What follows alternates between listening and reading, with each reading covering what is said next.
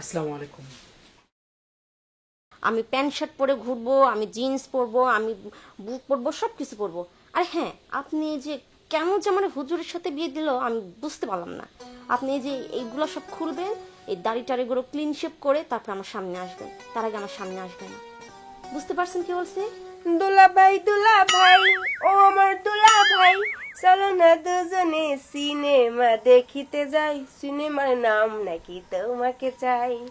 দুলা ভাই, সিনেমার নাম নাকি তোমাকে চাই। আস্তাগফিরুল্লাহ।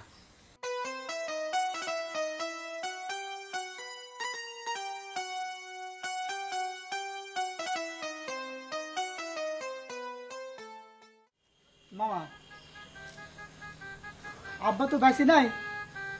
আব্বা বেঁচে থাকলে আজকে যে কাম করতে সেই কামটা আজ আপনি করে দেন।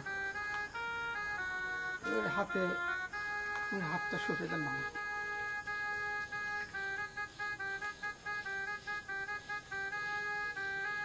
বাবারে, তুমি তো সবকিছু জেনে শুনেই বিয়ে করছো, আর যেহেতু সবকিছু জানোই তুমি, আশা করি এটা মেনেই তুমি সংসার করবা। একটু ধৈর্য নিয়ে বোঝার চেষ্টা করবা, সুখী হবা তোমরা। জি মামা, আল্লাহ ভরসা, আমাদের জন্য দোয়া করবেন। আচ্ছা, ঠিক আছে। আসসালামু আলাইকুম। আসসালাম। আসসালামু আলাইকুম বাবা।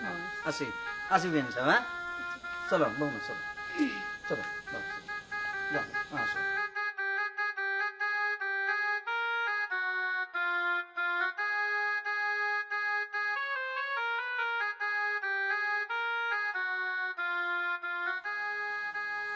ভাইয়া, তুমি এতদিন ধরে কইতে তোর বড় অপুর আগে বিয়ে হোক, তোর বড় অপুর আগে বিয়ে হোক, তারপরে তোর বিয়ে দেবো। এই তো বড় অপুর বিয়ে হয়ে গেল, এখন তো আমার লাইন গেট ফাঁকা, আমার বিয়ের ব্যবস্থা করো। আর হ্যাঁ, আরেকটা কথা, এই যে হুজুর দেখে যে বড় অপুরে বিয়ে দিছো, আমারে কিন্তু এই হুজুর টুজুর দিয়ে বিয়ে দিলাম কিন্তু বিয়ে বসবো না। আমার একজন স্মার্ট ছেলে দেখে বিয়ে দিবা। পাগলি, তুই যেরকম ছেলে চাস, তোর যে ছেলে পছন্দ আমি সেই রকম ছেলের সাথে তোকে বিয়ে দেবো। বুঝো কিন্তু পরে তুমি এই হুজুর টুজুর গলা জুড়ে দিও আরে না। না, তোর পছন্দ ছাড়া কোনো ছেলের সাথে আমি তোকে বিয়ে দেবো। আমার লক্ষ্মী ভাইয়া, চলো ঘরে চলো। আচ্ছা, চলো। আসসালামু আলাইকুম।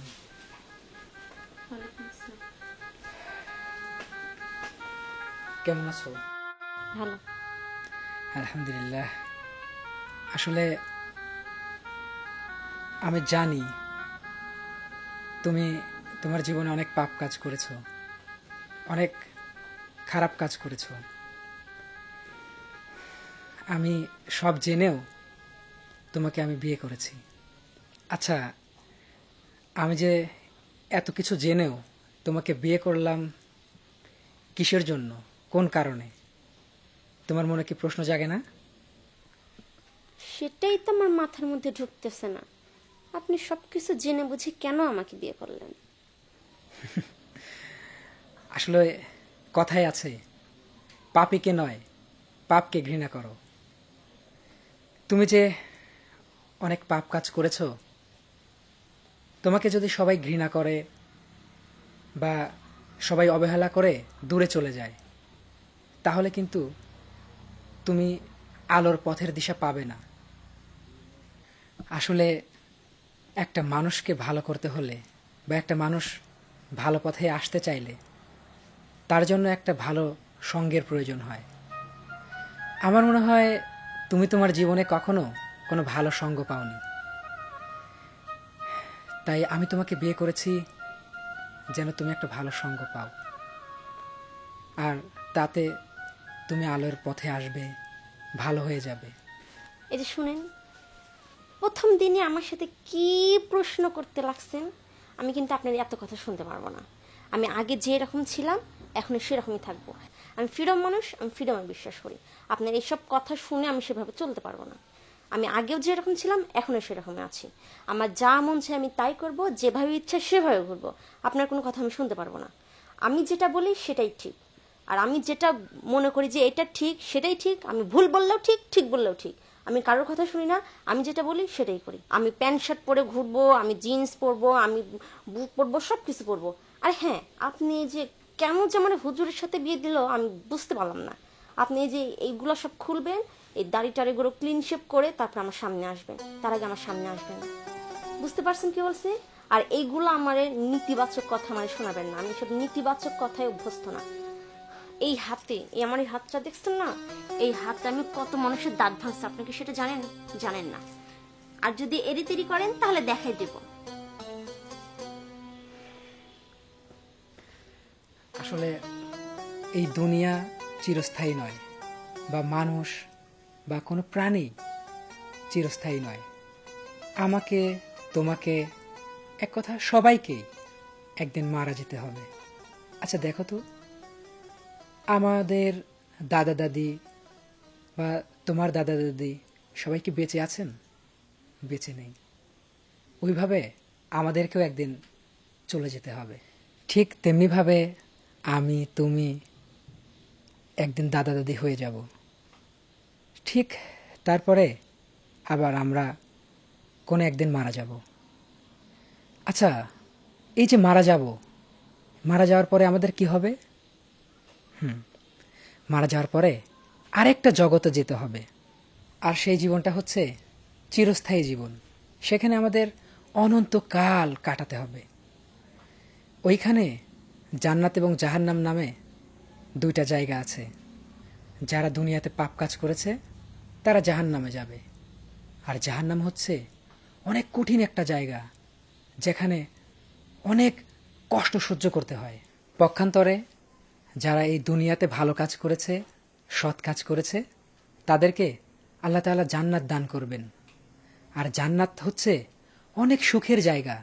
সেখানে সে যা চাইবে তাই পাবে, যার তলদেশে ঝর্ণা প্রবাহিত। সেইখানে মানুষ যা চাইবে তাই পাবে। ঠিক তুমিও সেদিন যে ধরনের পোশাক পরতে চাইবে সেই ধরনের পোশাকই তুমি পরতে পারবে। আচ্ছা বলো তো, তুমি কি চাও না সেই স্বাধীনতা, সেই সুখ, সেই আনন্দ? বলো। হ্যাঁ, ওই জীবনের সুখ আমিও চাই, কিন্তু তার জন্য আমাকে কি করতে হবে? তার জন্য প্রথম কাজ হচ্ছে নামাজ পড়া। চলো আজকে এই বাসর রাতে আমাদের দাম্পত্য জীবনটা নামাজের মাধ্যমে শুরু করি। এতে আল্লাহ তাআলা আমাদের এই জীবনে অনেক সুখ দান করবেন। চলো আমরা নামাজ পড়তে চাই। আচ্ছা। আসো।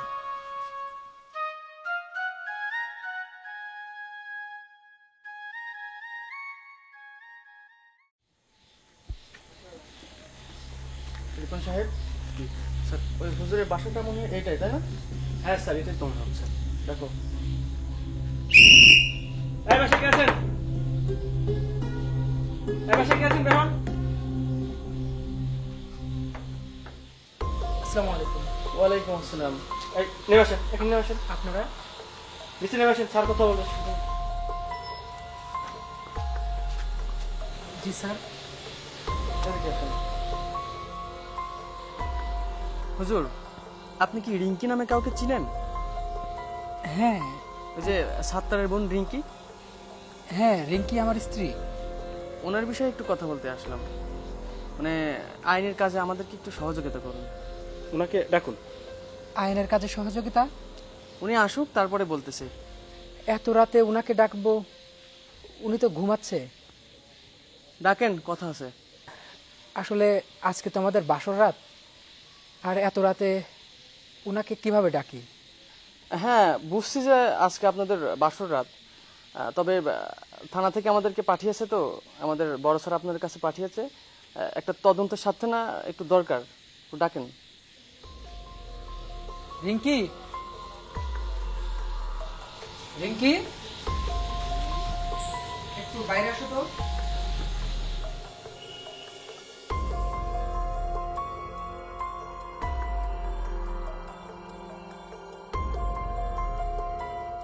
রিপন সাহেব। জি জি স্যার, দেখেন তো ইনি কিনা। হ্যাঁ স্যার, হ্যাঁ ইনি। আচ্ছা, আপনি রিঙ্কি না? জি। আসলে হুজুর, গত কয়েকদিন আগে একটা বাস ডাকাতিতে সিসিটিভি ফুটেজে আমরা কিছু ডাকাতদের ছবি সংগ্রহ করেছি। তো ওইখানে আপনার স্ত্রীর মতনই একজন কালো চশমা পরে, প্যান্ট শার্ট পরে ওই ডাকাতের সাথে ছিল। মানে ওনাকে সন্দেহজনিত কারণে আমাদেরকে থানা থেকে পাঠিয়েছে, এই জন্য ওনাকে আমাদেরকে থানাতে নিতেই হবে। আচ্ছা, ওনারা যা বলছেন তা কি সত্য? না মানে বুঝতে পেরেছি। না মানে স্যার, জানেন তো আজকে আমাদের বাসর রাত। আজকের এই রাতে আমার স্ত্রীকে কিভাবে ছেড়ে দেই বলুন? না মানে স্যার, বলছিলাম এই আপনারা যে গ্রেপ্তার করে নিয়ে যাবেন, এটির উদ্দেশ্য তো মানে তাকে সংশোধন করা। কিন্তু সে সেখানে গিয়ে যদি পরিবর্তন না হয়, সে যদি সংশোধিত না হয়, বরং জেল থেকে ছাড়া পেয়ে আর যদি বেপরোয়া হয়ে যায়, এই যে আপনারা যে গ্রেপ্তার করে নিয়ে যাবেন, এটি কি ফলপ্রসূ হবে বলুন স্যার? তাই স্যার, মানে আমি বলছিলাম, আমাকে যদি মাত্র 7টা দিন সময় দিতেন, তাহলে আমি ওর সব ভার নিতাম, ওকে সংশোধন করার দায়িত্ব আমি নিতাম। আর স্যার, কথা দিচ্ছি আমি আমার স্ত্রীকে সংশোধিত করে দেবো ইনশাআল্লাহ। রিপন সাহেব, চলে কি করা যায়? স্যার, লোকটাকে দেখে মনে ভালো মনে হচ্ছে। আচ্ছা হুজুর, আপনি একজন সম্মানিত ব্যক্তি, আপনার জন্য আমরা 7টা দিন সময় দিলাম। আপনি যদি তাকে ঠিক করতে পারেন তাহলে আমাদের কোনো সমস্যা নাই, আমরা এদিকে ঠিক করে নেব। আর যদি মানে আপনার থেকে উনি পালায় যায় বা কোনো কিছু হয়, কোনো অকারেন্স ঘটে, তাহলে কিন্তু তার টোটাল দায়ভার আপনাকে নিতে হবে। আসসালামু আলাইকুম। ওয়ালাইকুম আসসালাম। শুক্রিয়া স্যার।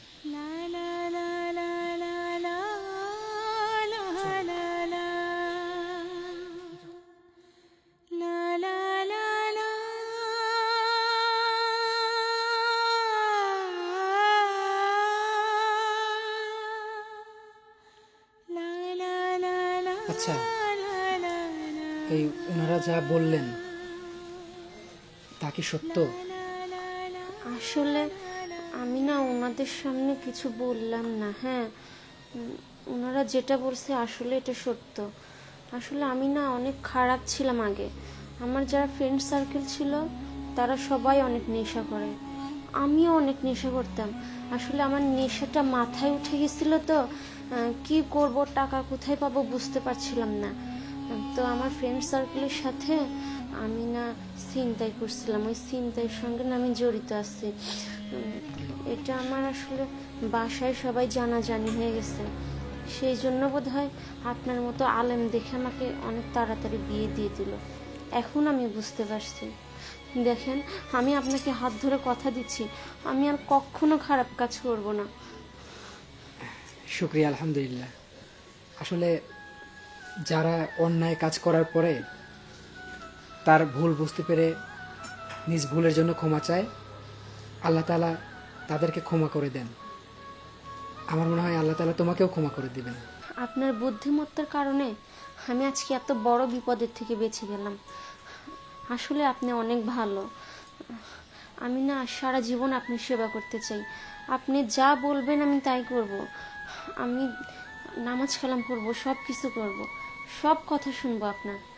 আমি দুনিয়াতেও শান্তি চাই, আখিরাতেও শান্তি চাই। আলহামদুলিল্লাহ, আল্লাহ তাআলা তোমার এই নেক আশাকে পূরণ করে দিন। চলুন না আল্লাহর কাছে শুকরিয়া আদায়ের জন্য 2 রাকাত নফল নামাজ পড়ি।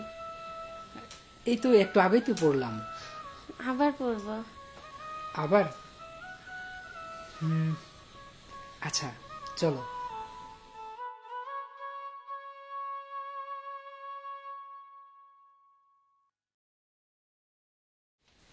আপু, আরে তানিয়া, কেমন আছিস? ভালো আছি। আসসালামু আলাইকুম ভাইয়া। ওয়ালাইকুম আসসালাম। ভাইয়া বসো, তানিয়া বস। ভাইয়া বসো। রিঙ্কি, তোর এত পরিবর্তন দেখছিস, ও আমাকে সালাম দিলে। আসলে ভাইয়া আমার সব পরিবর্তনের পিছনে উনির হাত। উনি আমাকে এতটা পরিবর্তন করছেন। আচ্ছা, হারুন কই গেছে? ওরা দেখছি না তো। ভাইয়া উনি তো বাসায় নাই, বাজারে গেছে। আসবে, একটু পরে চলে আসবে। কেন আপা বাজারে গেছে কেন? তুই আবার মাইরটাতে নাকটা ফাটাই দিস না তো? ছি ছি, তুই এসব কি বলিস? আমি এখন নামাজ কালাম পড়ি। আমার ভয় হয় জানিস, একদিনে যে তোকে কি বলছিলাম, তুই এক ঘুষি মেরে আমার এই যে দাঁত দুটোই নাই করে দিবি। সেটার জন্য ভাই আমার ক্ষমা করে দিও। আসলে আমি তো তখন বুঝতে পারি নাই। আর তানিয়া, তুই হচ্ছে এইভাবে চলাফেরা করিস না বোন। নামাজ কালাম পড়তে হবে, একদিন তো সবাইকে মরতে হবে, তাই না? এইভাবে চলাফেরা করলে তো গুনাহ হবে। আমি যে ভুলগুলা করছি, তুই সেই ভুলগুলা করিস না। তোর দুলাভাইকে বলবো নি, আসার পরে যখন আসবে না বলবো নি, তোর মাপ দিয়ে যেন একটু বোরখা কিনে নিয়ে আসে। হ্যাঁ, বোরখা নিয়ে আসিয়ে দিবে তোরে। বোরখা আমার জন্য? আমি বোরখা পরবো? এক মিনিট আপা, তুই এটা কি পরছিস? এটা কি? এটা নাম কি? এটা হিজাব পরছি। কেন? হিজাব? তুই এই গরমের মধ্যে তুই এইটা পরে নিজের এরকম ঢাইকে রাখছিস কেন? গরম লাগছে না, পড়তে পড়তে অভ্যাস হয়ে গেলে দেখবি যে আর গরম লাগছে না। বুঝছিস, আল্লাহর রহমত আছে এইগুলার মধ্যে। তুই বুঝতেছিস না। তুই এইগুলা করে আর চলাফেরা করিস না। নামাজ পড়তে হবে, রোজা করতে হবে, এ বেপর্দায় চলাফেরা করিস না বোন। আমি যে ভুলগুলা করছি তুই অন্তত সেই ভুলগুলা করিস না। শোন, তোকেও তোর দুলাভাইয়ের মতো হুজুরের সাথে বিয়ে দেব, তাহলে তুই অনেক কিছু বুঝতে পারবি। তুই মানে বুঝলাম না, বিয়ে হয়ে শ্বশুর বাড়ি আসতে পারলি না, তুই মানে হাদিস কালাম নামাজ রোজা নিয়ে কথা বলতে? শোন আপা, আমার দ্বারা এগুলো হবে না। আমি একটা স্মার্ট মেয়ে, আর আমি যদি বিয়ে করি একটা স্মার্ট ছেলেকে বিয়ে করবো, তুমি তোর হুজুর বিয়ে করবো না আমি। শোন রে বোন, তুই বুঝতে পারছিস না, ওই স্মার্টের মধ্যে কোনো কিছু নেই, বুঝছিস? ওইগুলো আরো অশান্তি, মানুষ খারাপ চোখে দেখে, খারাপ ভাবে। দুনিয়াতেও অশান্তি, কবরে গেলেও অশান্তি। অনেক কষ্টের জায়গা কবর, বুঝছিস? ভাইয়া, তুমি ওকে একটু বোঝাও। তুমি তো নামাজ কালাম পড়তে পারো নাকি? আমি তো এখন ঠিক হয়ে গেছি, তুমি তো দেখতেই পাচ্ছ। কিন্তু তুমি তো আগে ভালো ছিলা, কিন্তু তুমি তো এখন নামাজ কালাম পড়তে পারো নাকি? রিঙ্কি, আমার আজ যে কি আনন্দ লাগছে জানিস, তোর ভিতরে এত পরিবর্তন। তুই 5 ওয়াক্ত নামাজ পড়িস, আবার আমাকেও তুই নামাজ পড়ার তাগিদ দিচ্ছিস। আমি খুব খুশি, খুব খুশি আমি। আরে এক রাত্রের মধ্যে তোর এত পরিবর্তন। ভাইয়া, আসলে আল্লাহ যাকে হেদায়েত দেয় না, হ্যাঁ, তার 1 মিনিটের মধ্যেই তার পরিবর্তন চলে আসে। তো তোমরা বসো, রেস্ট নাও। আমার শ্বশুরকে আমি একটু পানি দিয়ে আসি। হ্যাঁ, বসো তানিয়া, বসে।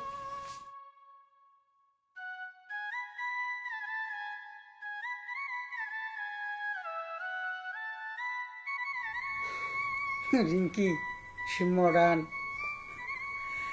নেশা, কত কিছু। আর সে রিঙ্কির এত পরিবর্তন। শোন, আমার মনে হয় কি, তোর পরিবর্তন হওয়া উচিত। দেখলি না কি বললো, নামাজ, আখিরাত। আসলে তো মৃত্যুর পর ওই জগতে যেতেই হবে রে বোন। বুঝছি, আপুর মতো তোমারও ওই ইসে ধরছে। শোনো ভাই, আমার দ্বারা এসব হবে টবে না।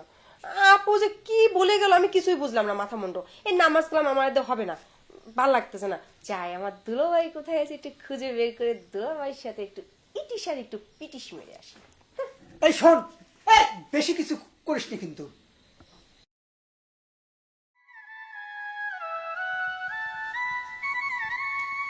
আসসালামু আলাইকুম আব্বা। ওয়ালাইকুম আসসালাম। এই যে আপনার পানি। আমি তো স্বপ্ন দেখতেছি না মা। হ্যাঁ, একদিনেই তোমার এত পরিবর্তন। আব্বা, আমি আমার ভুলগুলো বুঝতে পারছি। আপনার ছেলে আমাকে সব সংশোধন করাই দিছে। আব্বা, আপনি আমার জন্য দোয়া করবেন। আমি যতদিন বেঁচে আছি ততদিন যেন আপনার সেবা করে যেতে পারি, আপনার ছেলের সেবা করে যেতে পারি। আমি দুনিয়া আখিরাত দুটোই চাই, আর যেন আল্লাহর ইবাদত করতে পারি। এটাই আমার আজ খুব বড় পাওয়া মা। তোমার মতো মেয়ে আজকে আমার জ্ঞানের কথা শোনাচ্ছ। তুমি অনেক অনেক দিন বেঁচে থাকো মা, তুমি অনেক সুখী হও, আমি দোয়া করি মা। আব্বা, আমার- ওই যে আপনার জন্য অজুর পানি রাখছি, অজু করে নিন। আচ্ছা মা। দেন। যাই মা আমি।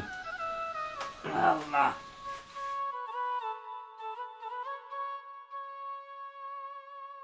দুলা ভাই ছাড়ো। আসেন না রে দুলা ভাই। আরে ছাড়ো তুমি। ছি, দুলা ভাই, ও দুলা ভাই, নাউজুবিল্লাহ, আস্তাগফিরুল্লাহ। কই না কই। আরে দুলা ভাই এমন করেন কে? আমি তো আপনার এক খান মাত্র শালি, আমি যদি একটু দুষ্টামি না করি করবে কে কান? দুলা ভাই, আপনাদের এখানে তো হল আছে শুনলাম, ওই সিনেমার হল। তো সিনেমার হলে কি নতুন ছবি লাগাইছে? আস্তাগফিরুল্লাহ, সিনেমার হলে কি ছবি লাগিয়েছে সেটা আমি কিভাবে জানবো? দুলা ভাই এই কথায় কথায় আস্তাগফিরুল্লাহ, সুবহানাল্লাহ, বিসমিল্লাহ এগুলো একটু বাদ দেন। এত আল্লাহ বিল্লাহ নাম না আমার পছন্দ লাগে না। আমি একটু আবার অন্য টাইপের মানুষ। দেখেন না কি স্মার্ট শালি, আপনার স্মার্ট ফোন ইউজ করি, কত সুন্দরভাবে স্টাইল নিয়ে থাকি। আমার সাথে সবসময় একটু ওই স্টাইলের কথা বলবেন। দুলা ভাই চলেন না একটু হলে যে ছবি দেখি। দুলা ভাই, ও আমার দুলা ভাই, চলো না দুজনে সিনেমা দেখিতে যাই, সিনেমার নাম নাকি তোমাকে চাই। দুলা ভাই, সিনেমার নাম নাকি তোমাকে চাই। থামো। আস্তাগফিরুল্লাহ, এটা বেয়াদবি। শোনো, আল্লাহ তাআলা নারী এবং পুরুষের মধ্যে তাদের বৈধ স্ত্রী ব্যতীত অনেক অনেক দূরে থাকতে বলেছেন। তুমি আমার শালিকা, অনেকটা ছোট বোনের মতো। তোমার বোন আমার স্ত্রী, কিন্তু তুমি না। তোমার এবং আমার মধ্যে অনেক দূরত্ব থাকা উচিত। আর এই যে তুমি এসব কি কি ধরনের পোশাক পরেছো? এটা কোনো পোশাক হলো? একটা মেয়ের পোশাক থাকবে আদর্শ পোশাক, যেখানে তাকে পুরোটা আবৃত থাকবে। আর এই যে আমি তোমার দোলা ভাই, তুমি আমাকে টাচ করছো। আমি আমার জন্মের পর থেকে এই পর্যন্ত আমাকে কোনো পর নারী স্পর্শ করেনি, একমাত্র তুমি ছাড়া। এই যে তুমি অহরহ পর্দার বিধানকে লঙ্ঘন করছো, এতে কিন্তু আল্লাহ তাআলা অনেক নারাজ হচ্ছেন। এর শাস্তি কিন্তু অনেক ভয়াবহ। তাই তোমার উচিত সময় থাকতে ইসলামের ছায়াতলে আসা, পর্দা করা, নামাজ পড়া এবং যে সকল মহরম পুরুষ আছে তাদের কাছ থেকে দূরে থাকা, নিজেকে ঘরের মধ্যে রাখা। আমি আশা করি আজকের পর থেকে তোমাকে আর কখনো বলতে হবে না। তুমি পর্দা করবে, নামাজ পড়বে, কথাগুলো মেনে চলবে। কথাগুলো যেন মনে থাকে। যাও।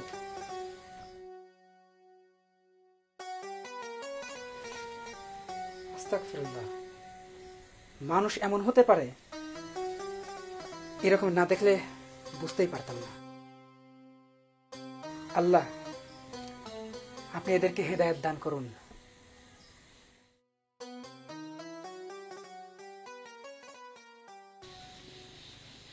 রিপন সাহেব। জি স্যার। হুজুরকে ডাকো। এই বাসায় কেউ আছেন? শুনুন তো। জি বাইরে আসো। আসসালামু আলাইকুম। ওয়ালাইকুম আসসালাম। আপনারা আসছেন? এই তো। হুজুর কেমন আছেন? আলহামদুলিল্লাহ, ভালো আছি। আচ্ছা, ইনি কি আপনার সেই স্ত্রী রিঙ্কি? হ্যাঁ, এই সেই রিঙ্কি, আমার স্ত্রী। আমি ওর নাম পরিবর্তন করে রেখেছি খাদিজাতুল কুবরা। আরে বাহ। রিপন সাহেব। জি স্যার। মানে আসলে কি তাই? স্যার সত্যি আমি নিজেও চিনতে পারছি না। আসলে হুজুর, আমরা যে জন্য এসেছি সেটা হচ্ছে আপনি না 7 দিন পরে আসতে বলেছিলেন। এখন আপনার স্ত্রী কি সংশোধিত হয়েছে? হ্যাঁ, আমার স্ত্রী অনেক সংশোধিত হয়েছে। এখন সে নামাজ পড়ে, ইসলামের প্রায় সব দায়িত্বগুলো মেনে চলে। আর ও যেসব ভুল কাজ করেছে, সব ভুল কাজের জন্য ও অনুতপ্ত হয়েছে এবং সব ভুল কাজ সে ছেড়ে দিয়েছে। আর এই যে আপনারা যে ইউনিফর্মটা পরেছেন, এটি তো মানুষকে সংশোধন করার জন্য। আর আপনারা আমাকে যে 7 দিন সময় দিয়েছেন, আল্লাহর রহমতে আমি আমার স্ত্রীকে আমি নিজেই সংশোধিত করেছি। আসলে হুজুর, আমরা অপরাধীকে সংশোধন করার জন্য বিভিন্ন চেষ্টা করেছি। কখনো জেল দিয়েছি, কখনো ফাঁসি দিয়েছি, রিমান্ড দিয়েছি, কিন্তু আমরা কখনো কোনোভাবেই তাদেরকে সংশোধন করতে পারিনি। কিন্তু আপনি একটা হুজুর মানুষ হয়ে আপনার স্ত্রীকে কিভাবে যে সংশোধন করলেন, আমার চাকরি জীবনে আমি এ ধরনের কাজ কখনো দেখি নাই। স্যার, ও যেসব পাপ কাজ করেছে, ওর সব পাপ কাজের জন্য আমি নিজেই অনুতপ্ত হচ্ছি এবং আমি ক্ষমা চেয়ে নিচ্ছি। আর এই ধরনের কোনো কাজ ইনশাল্লাহ ওর দ্বারা হবে না। আর যদি ওই ধরনের কোনো পাপ কাজ আমার স্ত্রী করে থাকে, তাহলে এর বিনিময়ে যে শাস্তি দিবেন আমি নিজে সে শাস্তি মেনে নেব, হোক সেটা জেল, ফাঁসি, কোনো সমস্যা নেই। আসলে হুজুর, আমার স্ত্রীটাও না অবাধ্য, আমার কোনো কথাই শুনতে চায় না, নামাজ কালাম তো পড়েই না। আপনি যদি সময় করে একদিন আমার বাসায় আসতেন, যদি একটু দিনের দাওয়াত দিতেন, হয়তো সংশোধন হতো। যদি একটু সময় করে আমার বাসায় আসতেন, তাহলে হয়তো আমার জন্য উপকার হতো। জি অবশ্যই, ইনশাল্লাহ যাব, এটাই তো আমার কাজ। আপনাদের মতো আলেম প্রতিটা সমাজে, প্রতিটা ঘরে ঘরে হওয়া উচিত। আসলে আপনাদের বিষয় না আমাদেরকে অনেক ভুল তথ্য দেয়, আমরা আসলে ওটার জন্য অনুতপ্ত, আমরা আসলে বুঝতে পারতাম না। হুজুর, আপনাকে আমাদের পক্ষ থেকে স্যালুট।